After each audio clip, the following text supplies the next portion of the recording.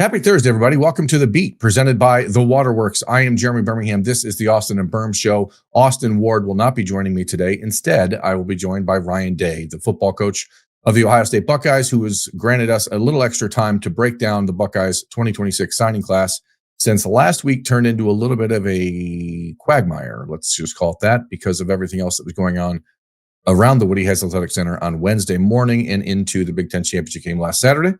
So Ryan has agreed to give us some extra time. We're going to actually talk about the players that signed with Ohio State and some of the shenanigans and tomfoolery and all that other stuff that went on around it. So enough of me yapping. Let's get to Ryan Day joining me to talk about the Ohio State Buckeyes football recruiting class of 2026 right now.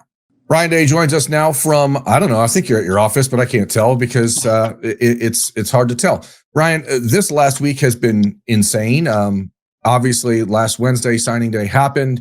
You always have your signing day press conference, but because of the changing nature of college football, because some guys are on the West Coast, because some guys don't sign till Wednesday, or Thursday, or Friday, you can't really talk about everyone. Now, here we are. The 26th class is, for all intents and purposes, wrapped up. 27 guys signed, the most you've ever signed.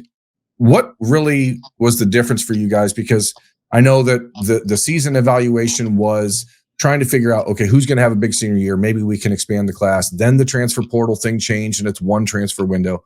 But what does it feel like, I guess, to know that you're putting so much stock and so much emphasis on the prep recruiting ranks right now? Because 27 is 6 or 7 more than maybe you intended 5 months ago. Yeah, well, I think the first thing is, like you said, based on how the season ends, there's a lot of variables.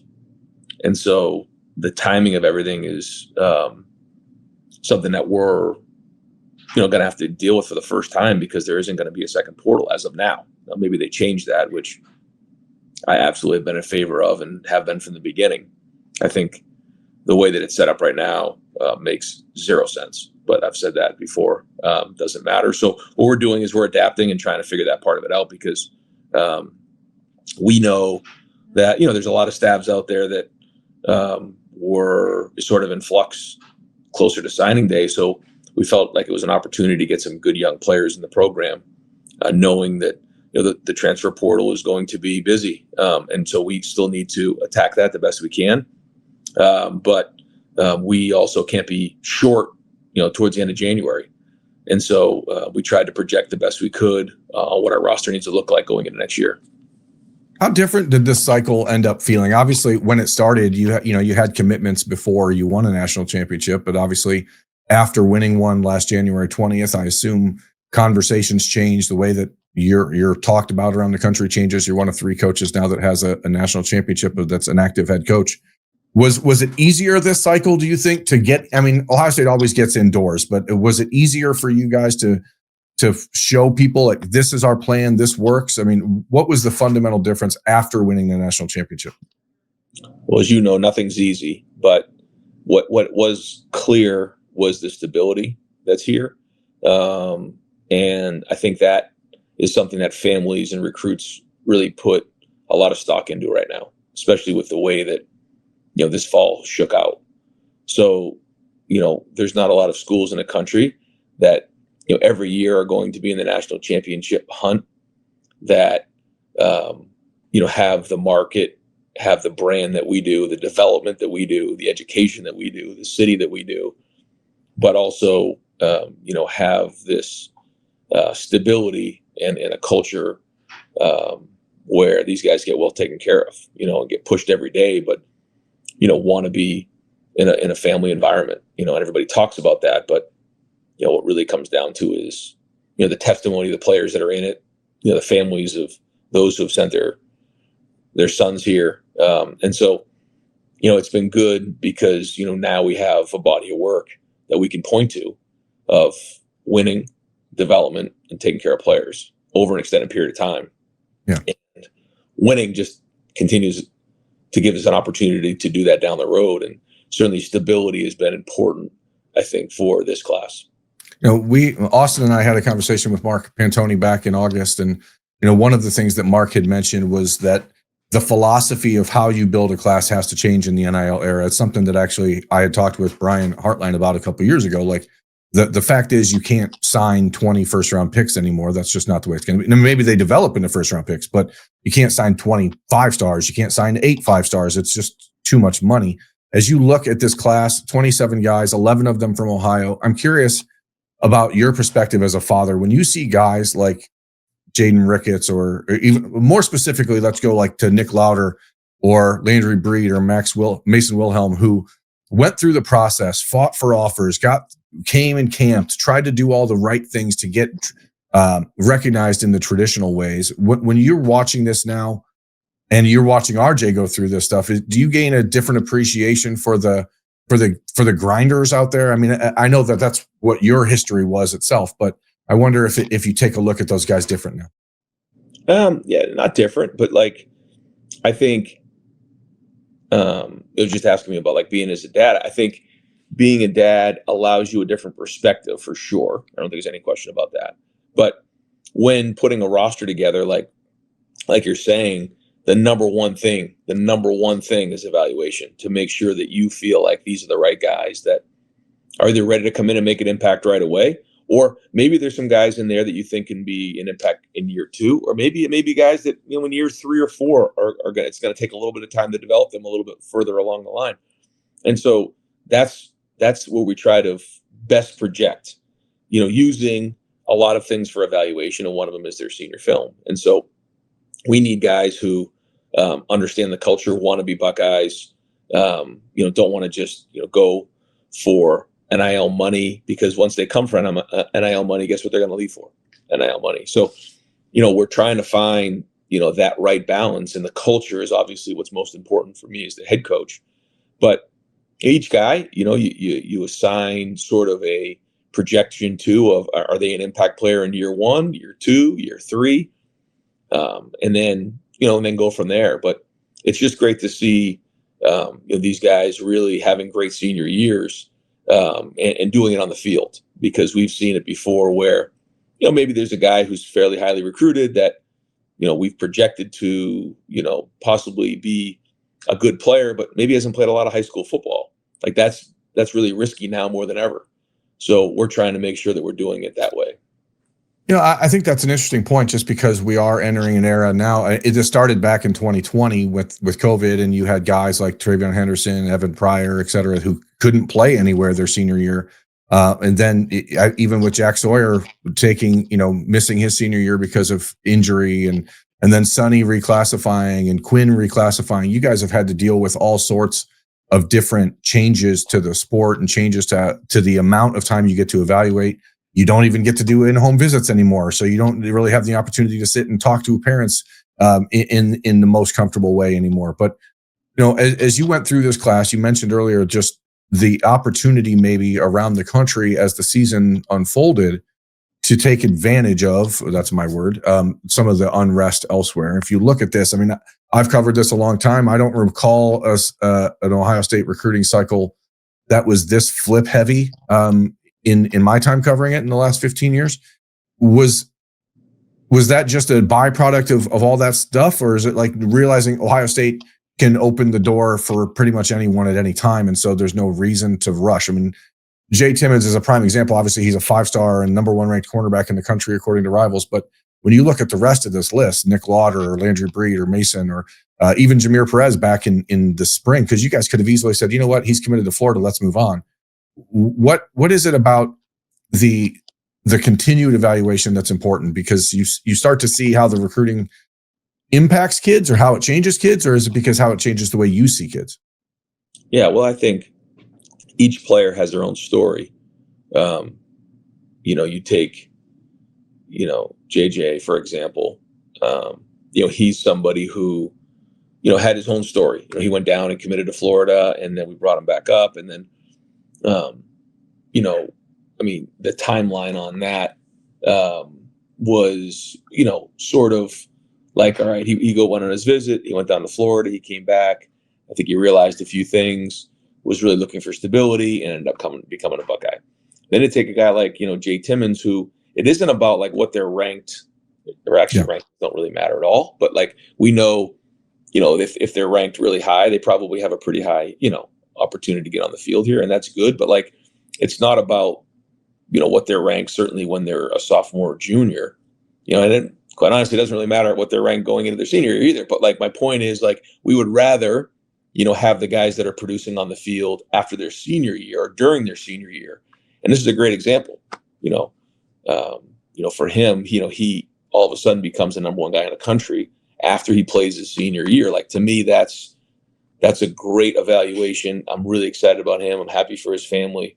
And this was right. And now he's got a chance to really be a big part of what we do. So that's my point here. And so while the calendar, says, well, we have the spring, we have, the official visits. And typically after that was a time when most people would start to make their move. We had made a decision, just as a program and philosophically, that sure, there's guys that we want to get commitments from during that time, but we also wanted to leave it open throughout the season for evaluations and possible coaching changes to see what would best fit where we were going into December and January. So it doesn't surprise me that we ended up having some of these guys change their mind. And so, who knows how this is going to be like in the next couple of years. But as we know, there's a lot of things that can change throughout the year as we get closer to signing day. And this is an example. Is this, from your perspective as a guy, Urban used to say it all the time that if they're keeping score, he wants to win. I know you are the same way. I know that you're as competitive as anybody. But what do you guys actually think about the evaluation business from the outside? Because obviously there's a ton of people who get involved in the online era of recruiting, tons of people who have input and even influence that maybe don't deserve it. Is it still important to you guys to you can't just take people at their word. You can't say someone says, well, this guy's the number one player in the country, so he must be. But do you find that the evaluations are getting more and more accurate, or do you think in this era it's getting harder to trust them? I think it depends on, the people who are doing it, and the situation. I do think that, there's some really good evaluators out there, like truly evaluating the players. I think that there's a lot of folks that, use feedback from the colleges, when they're talking about, hey, this school offered this, this school really wants this player for these reasons. And they use some of the feedback that they hear from some of the coaches and evaluators to use in terms of their judgment. Some of them are just really good evaluators. Like, they watch the film and they go and watch them live. They see them at the pro days or the combines, and they're really good. Others, I think probably rely a little bit on word of mouth. And then, sometimes it can be a little political, as we know, just like anything. So I think there's some really good evaluators out there. I think there's some just okay ones.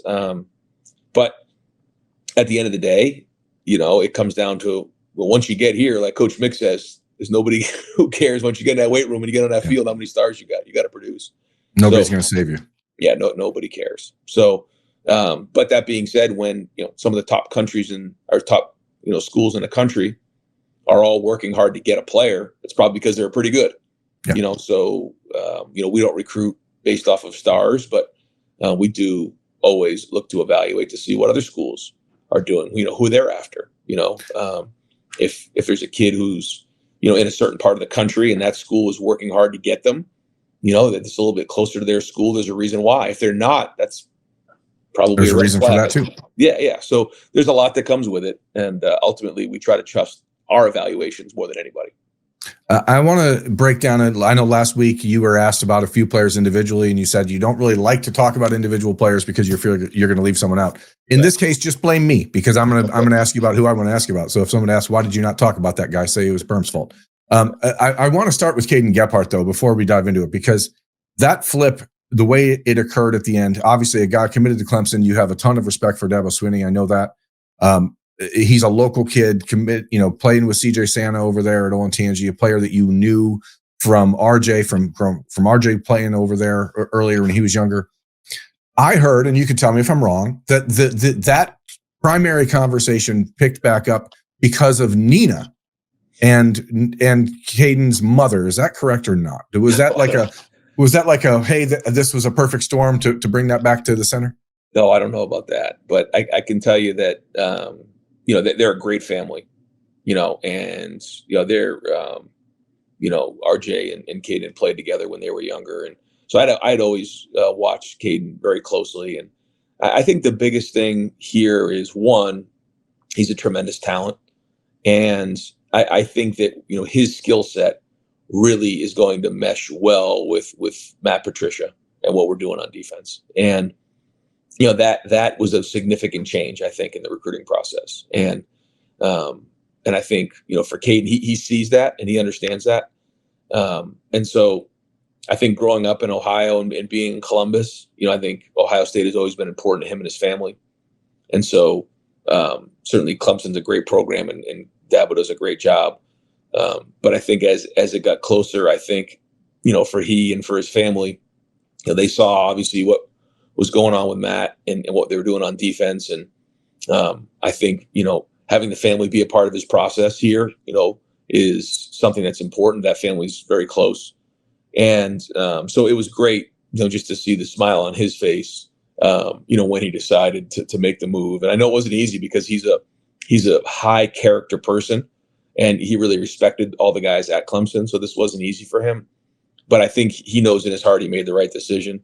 And I think he's going to have a hell of a career here. Speaking of those flips, and this is something that I just thought of as you're talking, but obviously there's 10 guys listed here that all flipped once the season began, except for Jameer Perez, who flipped back in the summer. But so 9 guys who flipped from basically October to signing day. 7 of them are on defense. How much of that do you think was related to the proof of concept that was going on with the defense and with what Matt Patricia was doing? And not only that, but then his getting more involved actually as a recruiter, which I don't think was ever really intended for him, but now it seems like it's something he's pretty good at. I think he's excellent at. And I think as the season went on, I think, it's one thing to talk about it. It's another thing to actually watch it.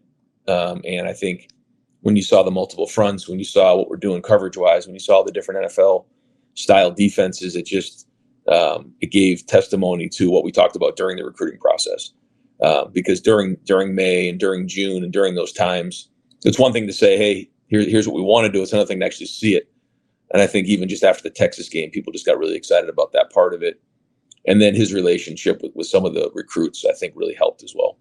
Yeah, I mean, that theory versus testimony was something that kind of bit you guys on the backside a year ago with a player from Ohio that ended up going to Alabama because he didn't have an opportunity to see what the defense was being, what he was being told it would be, because it didn't happen a year ago. But now you see it and you see the results.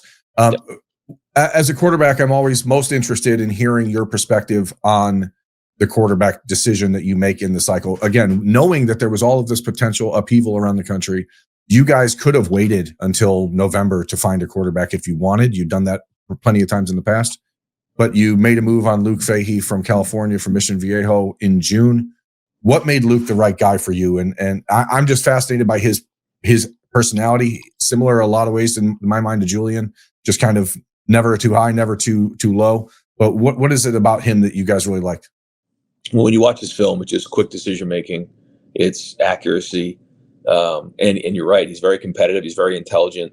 I like the way he plays the game, and he wants to be at Ohio State. I mean, his visit, was excellent, and I think he's a guy that the offensive line is going to like working with, and the receivers are going to like working with, and I just like the makeup. Very, very competitive. So looking forward to working with him and having him part of this team. What's the exceptional trait? I know that's something I always go back to from hearing you talk about it 7-8 years ago, but what's the exceptional trait for Luke? I think it's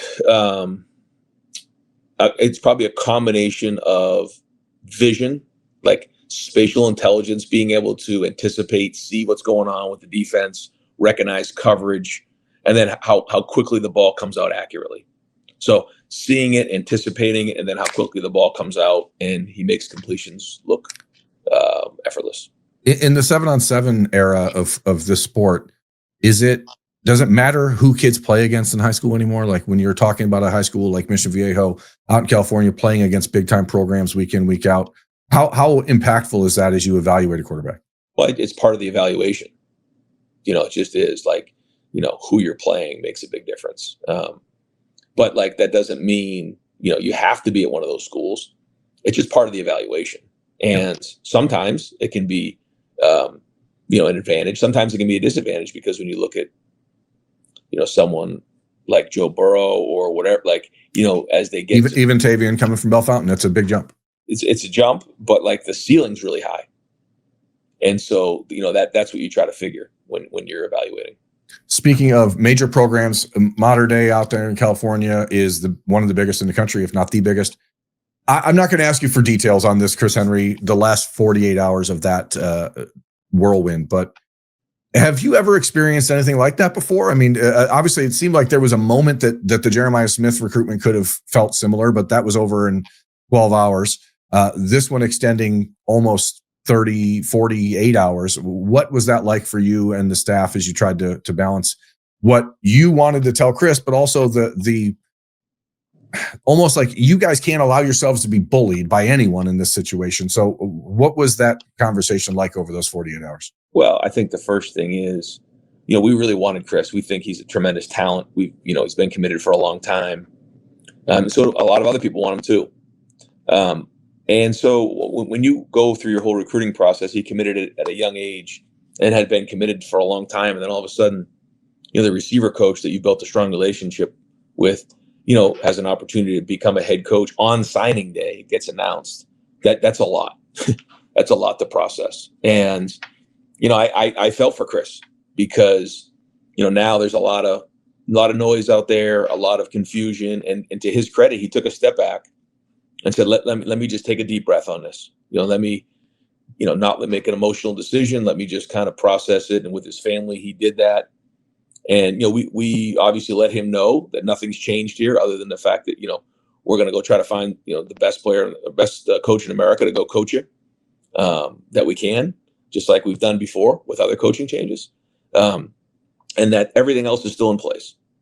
And all the people here are going to take care of you and all those things. But we also gave him his space too, and didn't try to inundate him, because, this is his decision. And, in the end, he was able to process it all. And I think he showed a lot of maturity, and just saying, all right, this is a lot to handle right now. I'm going to kind of get my thoughts together and make sure that I'm doing the right thing. And, we were obviously excited when he decided to recommit. The family put that out on social media, his phone call to you, which I assume happened about 2 minutes before he went on the air with Pat McAfee.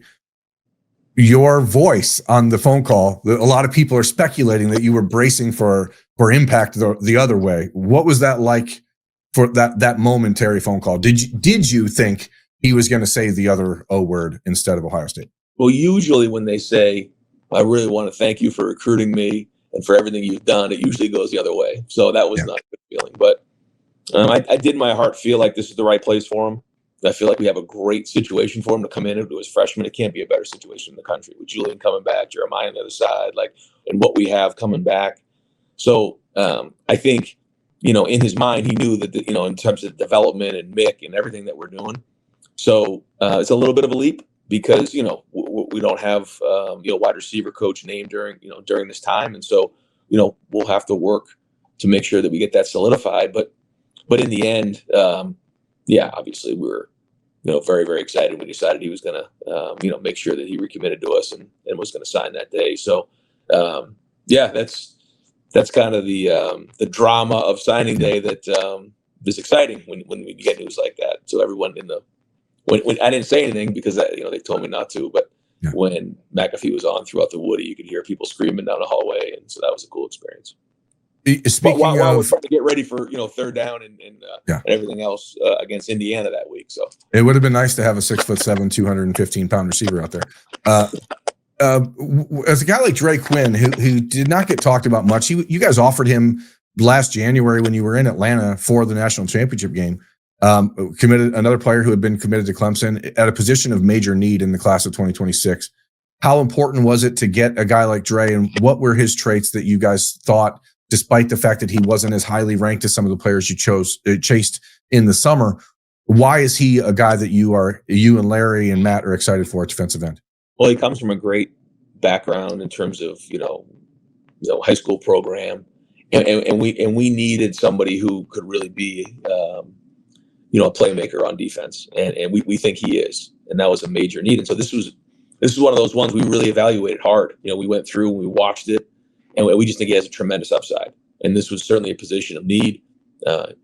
He visited earlier in the season. We thought that went well. We had a lot of momentum with it. And we just think he fits our culture in terms of who he is, his character, his work ethic. He knows what hard work is, but we think there's a high ceiling there. And again, a major need for us going into next year. And to pair him up with Kari Wilder, then you get two very distinctively different edge style defenders, and obviously 6 defensive linemen total. A really important haul for Larry and Miguel in the defense.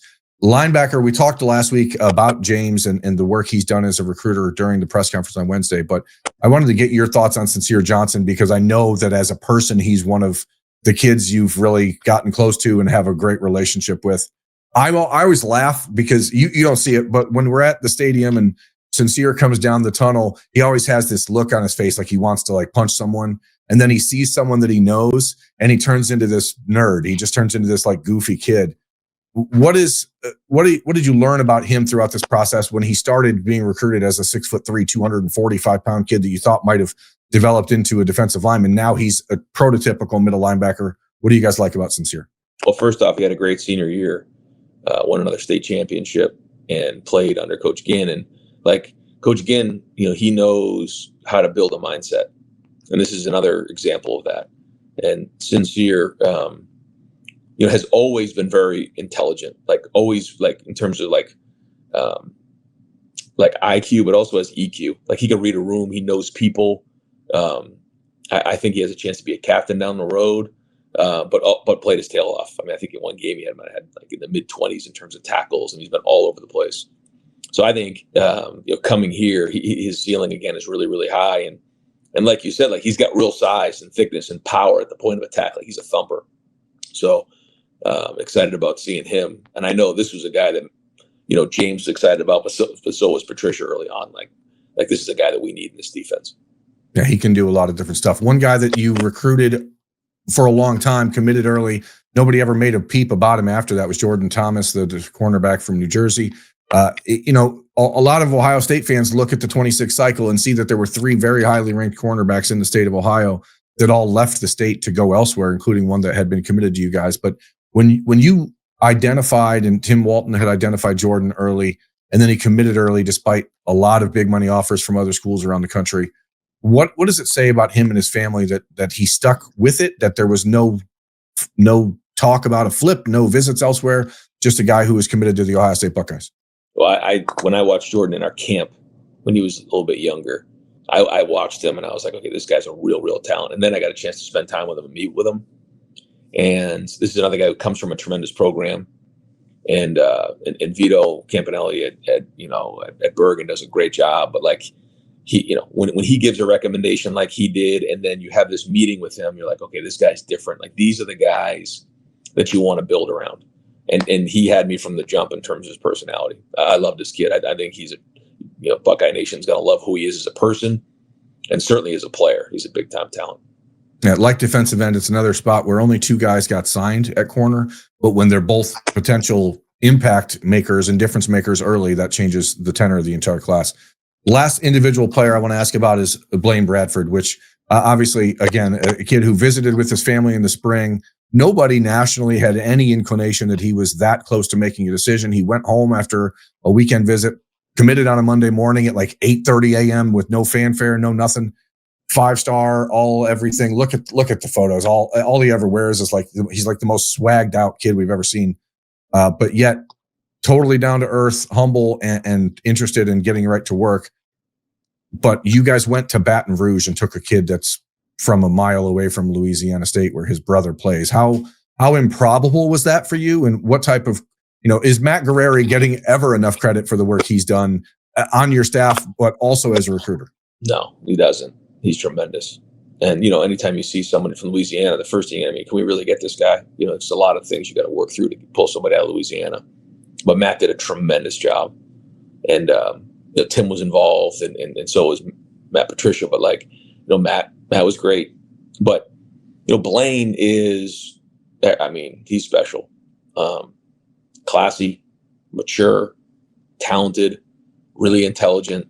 This is another guy like you build around. when you get around him, when you watch like Caleb just move and talk, like it's similar that way. And he knows what he wants, and he never wavered. Like to say like we're excited about him is like an understatement. I mean, this is a different dude, and he's going to be special here. So it was I think we were very thorough in our recruiting. We explained exactly what we were going to do. I think that we were consistent, and I think Blaine appreciated that. I think he appreciates the stability. I think he appreciated what we were doing on defense, how we handled it, and it was a great match. So, like again, just a huge addition to this team. Yeah, it's a really great class. It's thorough. Every position addressed, with the exception of special teams, but you guys find those around the country in different ways. And now you obviously get a couple of weeks off to start preparing for to go all in on the class of 27. So congrats, because there's no break for you. So it's a great class, and I'm sure people are going to be excited. 26 of these guys are supposed to be enrolling early, which is in itself completely insane. All of them will be on campus in the next 3 weeks, or most of them anyway. So get ready to learn a lot more about these guys if you're an Ohio State fan. Ryan Day, thank you very much for taking the time. I know that there's always tons of stuff going on, but these kids deserve the opportunity to get talked about, and last week did not really afford us that with all of the other chaos. So it has been a pleasure as always. He's Ryan Day. I'm Jeremy Birmingham. This is The Beat on the Austin Ward Show, brought to you by the Waterworks. Thanks for watching. Thanks for listening. We'll see you on Friday for a mailbag edition of the show. See you then.